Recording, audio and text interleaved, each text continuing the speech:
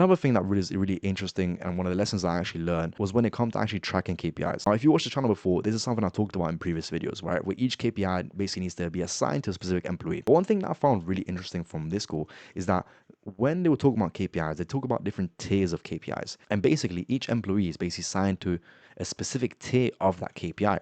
So, for example, an executive will be assigned to the biggest tier, which, for example, could be, I don't know, throughput, or let's say money that's coming in. A manager would be assigned to an individual tier, which, for example, could be something like close rates. And then an employee could be assigned to a tier one kind of KPI, which could be something like, I don't know, setting rate. It's the same sort of goal as being persuaded through these different KPIs, but you can see as the kind of level of kind of managerial expertise goes down, the KPI gets more and more specific as to what the employee or the manager or the executive is actually sort of in charge of. Another thing that really is really interesting and one of the lessons I actually learned was when it comes to actually tracking KPIs.